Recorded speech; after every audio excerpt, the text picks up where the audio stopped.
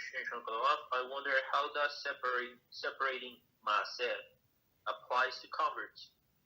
If one did not separate Maaser before conversion, does he need to separate the money earned before conversion after converting? No. It's a totally different person. Has nothing to do with one another. So the life of the converts, like the years, start from the day zero, year zero, like first year, year zero, like at the time of the conversion. So whatever happened before is has nothing to do with that person.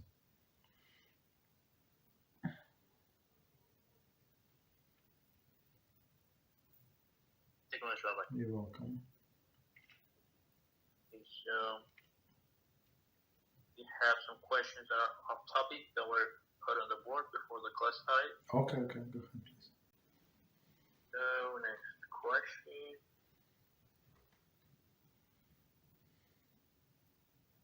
Okay, I think this is like a second part of the question our friend asked about Maaser before and after converting. Okay. So our friend says, would the money earned before conversion being seen as inheritance/gifts for the new converts?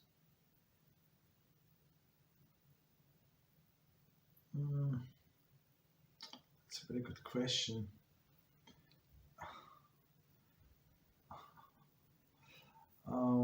That's a very, very, very good question. I would say that it's a very good question. I did not read it anyway. I'm just this is one of the things when I go by logic. I would say maybe it may make sense, to separate like from initial as we started our book to separate initially from whatever whatever we own, and then going forward only from a new money. It's a very good question, very good thought. And I don't think it's a halacha, but if person wants to do that, that would be very praiseworthy. But I don't think it is a halacha. Okay, so let me just reset quickly. Okay. Thank you, Rabbi. You're welcome. So I was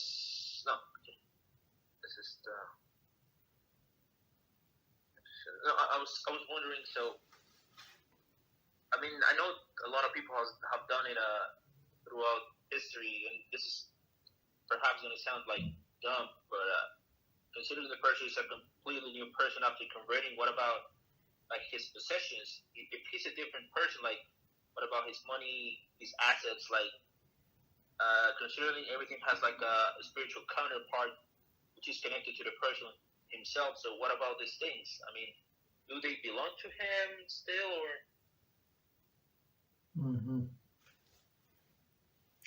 I mean, everything is belongs to that person.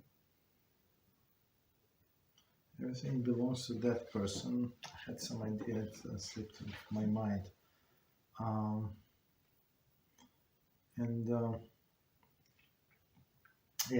Everything belongs to that person. I forgot. I have an idea. I forgot. Sorry. Okay.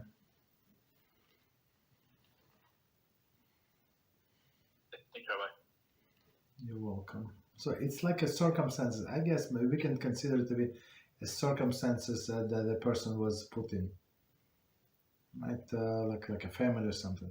So if we consider that the person is a child in some sense, and until now, so I'm right, until the person converts, she was not obligated to separate Maaser, technically, right? Because it's like Jewish mitzvah. So if they were not separated before that, even voluntarily, so after conversion, it would be proper like to consider it's a new money and separate. Or if not, it's also fine. I think like you can argue both ways.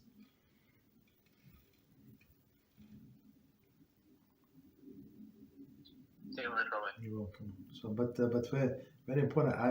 I would say so. Do what is currently in front of you, and then whatever is like missed. Understand? So I give you one example, very practical. So when we missed Shmona Esrei for like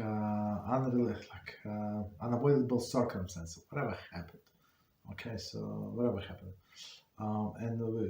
so the next prayer we can double the prayer. So if a person means Shacharis, he had to drive his friend to the hospital, and then he ran to work. He did not have time to pray. Possible, right? So unavoidable circumstances was beyond his control, right? It's not like he planned for his friend to break his leg, right? And in this case, he would be allowed to pray two Shmona Esres during the Mincha. But the proper way, first, when you pray first Shmona Esrei, it's Shmona Esrei for Mincha. And second Shmona Esrei is Shmona Esrei for Shacharis. But in person's mind, it must be explicit, meaning what? If person meant that the first, okay, so now Shmona Esrei, so I'm going to pray. So this is for Shacharis, because Shacharis like technically came first, and now for Mincha. So this one, the first one, is not counted. You understand? So we count from the second one, right? Second is a primary, and then like whatever Mincha obligation, whatever, because it was upon him, right? And then you go to the Shacharis prayer. So what is the connection? So in my mind, the connection is like this. So even if person decided, I want to be like extra righteous person, want to separate myself from whatever I got before conversion, I would say don't first start separating myself from the new money, and then if you decided that you can still want to do it. But first, like, your obligation would be from the new money, from whatever the income that you're going to have. It's much more important. Many people like they have like corrupted the priorities. They don't have, like, if you don't want halacha, you don't know the priorities.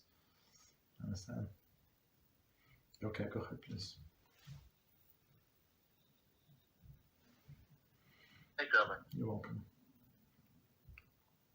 So, okay,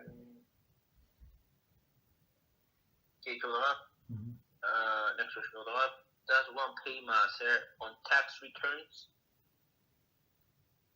Tax returns, no. The tax return is from your own money, whatever you overpaid, right? Unless it is like during the coronavirus here, right? We have this government, whatever, some package, whatever, the $2,000 per each person, or whatever. Like if you are an employee, I don't remember, some $600 for an unemployed, like extra. Right. So this is new money. It's not like you paid. So for this you would need to separate Maaser. But if they gave you like if it's a regular tax return, so I paid let's say 15,000 in taxes, and they calculated that I overpaid the city tax. No, I underpaid. I never underpaid. So I have accounted. He is always very strict. So we overpaid, and but because they actually can give you a fine, right? So if you say no, I'm going to pay extra, like that. So they take like some percentage, like there is no problem. But if more, they can get fined. Like if you prepare to pay anyway, so just pay a little extra. Like you can select like how much to pay a little extra, and then that's it. Understand? But so for example, if you paid $15,000, let's say, in taxes, and they calculated this and that, and that's no, you actually owe us 12, right? Okay, so they gave you $3,000 back. So it's not it's your money, right? It's like they borrowed from you and returned to you. Okay. Thank you, Rabbi. You're welcome. It's like in some sense like but maybe it's not like they made a mistake that you overpaid, like you went to a store and like it was one price, and guess what, sometimes like the guy who takes to put prices, he put a wrong price, like he was talking on the phone, right? And they're doing the price, so and they you gave you $5, they say no, and they say it's actually $2, for example, right? So it's not like it was not your intention. You saw you saw $5, so you gave $5. It's actually two. No problem. So it's something like that in taxes. Okay. Go ahead. What else? You know what? You're welcome.